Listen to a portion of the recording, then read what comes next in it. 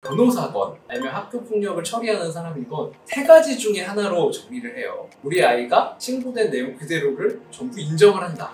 아니다. 신고된 내용 전부를 부정을 한다. 세부적으로 내용이 다르지만 일부는 맞고 일부는 틀리다. 결국 이 세 가지 중에서 하나거든요. 안녕하세요. 박종인 변호사입니다. 보통 부모님들이 언론이나 TV를 통해서 접하시는 학교폭력에 관한 내용들은 심각한 수준의 그런 학교폭력 내용이다 보니까 막상 우리 아이가 가해자가 된 상황에 대해서는 어떻게 대처해야 되는지 이런 부분들을 미리 생각해 놓지 못하는 경우들이 굉장히 많은 것 같아요. 그래서 오늘은 제가 교육법과 관련된 내용들을 좀 설명을 드리고 싶습니다. 일단 피해자가 얼마나 피해를 당했느냐, 이 부분을 먼저 생각을 하고 접근을 하시는 게 굉장히 중요할 것 같아요. 특히 피해자가 결국 큰 부상을 당했다고 하면 그만큼 사건이 큰다고 할 수가 있죠. 가해자로 억울한 부분들이 분명히 있으실 수도 있는데 그런 과정들은 추후에 소명하거나 설명할 수 있는 과정들이 있거든요. 지금은 정보를 얻는 게 가장 급선무기 때문에 이 아이의 변명보다는 이 피해의 규모가 어느 정도 되는 사건인지 이걸 먼저 객관적으로 생각해 보실 필요가 있을 것 같아요. 학교폭력 사건의 가장 어려운 부분은 가해 학생의 입장에서 어떤 걸로 신고를 당했는지를 알기가 어렵다는 부분부터 시작이 되거든요.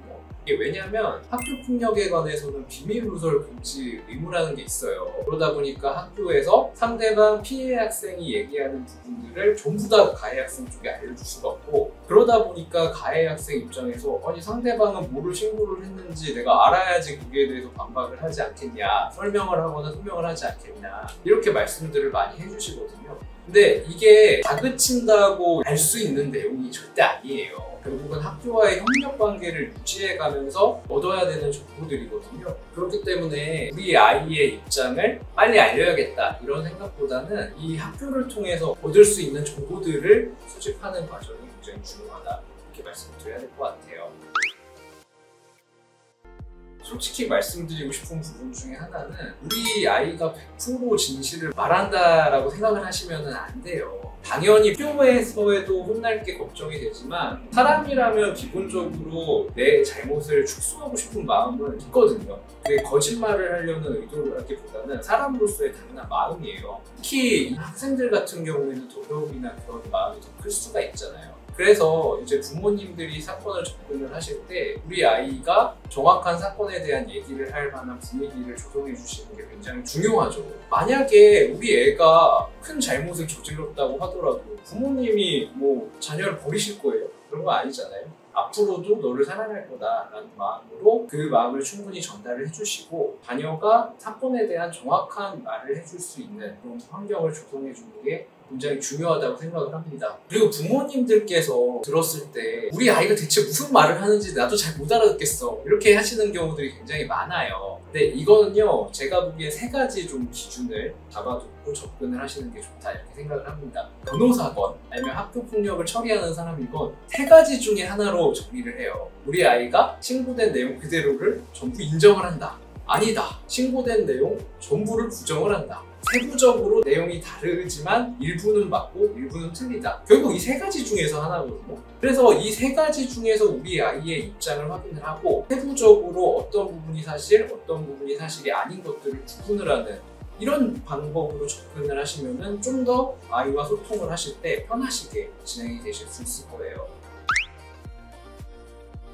학교폭력 과정에서 사과를 상대방에게 해야 되냐, 특히 초반에 확인되지 않는 상황에서 사과합니다 라고 하면 내가 인정하는 게 돼서 이후 절차까지 불리하게 진행되지 않을까, 이렇게 생각하시는 경우들이 굉장히 많이 있어요. 그리고 어려운 부분이기는 합니다. 근데 우리 아이의 얘기를 들어봤더니 우리 아이가 잘못한 게 명백한 상황이야 라고 하면은 빠르게 사과를 하고 반성의 태도를 보여주는 게 굉장히 중요합니다. 왜냐하면 학교폭력에 대한 조치는 심각성, 지속성, 고의성, 반성 정도, 화해 정도 이런 요소들을 토대로 결정이 되는데 사과와 화해의 마음은 반성 정도, 화해 정도에 있어서 굉장히 중요한 부분이잖아요.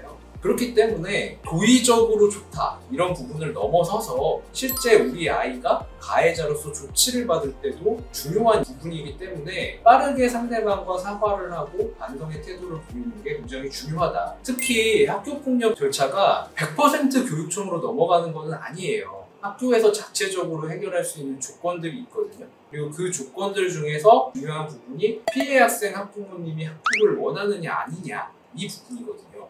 근데 빠르게 사과를 하고 반성을 하고 어떻게 내가 피해 학생에게 회복할 수 있는 기회를 제공하느냐 이런 부분들이 제공이 돼야 상대방도 아, 나 이거 학폭을 원하지 않아요 라는 의사를 표현을 할 수가 있잖아요. 그렇기 때문에 이런 부분이 굉장히 중요하다고 말씀을 드릴 수 있을 것 같아요.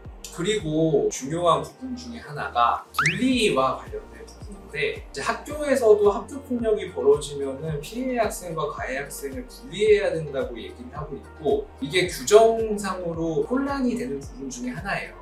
가해 학생의 입장에서 생각을 해봤을 때 내가 부당하게 신고를 당했고 그래서 나는 상대방에게 적극적으로 소명을 하고 싶어 라는 생각이 들 수가 있는데, 이게 피해 학생 입장에서 생각했을 때는 2차적인 가해라는 생각을 다 가질 수가 있거든요. 그렇기 때문에 되도록이면 내가 억울한 부분이 있다고 하더라도 실제 그 억울한 마음을 상대방을 만나서 표현해야 되는 건 아니니까 가해 학생의 입장에서도 분리를 철저하게 지켜주셔서 추가적인 가해 행동을 방지할 수가 있어요. 이건 부모님께서도 좀 신경을 써주셔야 되는 부분 중에 하나인 게, 가해 학생이라고 다그치시게 되면은 거기에 대한 보복하고 싶은 마음이 아이니까 생기거든요. 실제 그런 보복의 행동으로 갔을 때는 학폭을 통해서 굉장히 높은 수준의 조치를 받을 수밖에 없기 때문에 그런 행동은 신경을 굉장히 많이 써주셔야 됩니다. 시청해주셔서 감사하고요. 궁금하신 내용은 댓글로 많이 달아주세요. 감사합니다.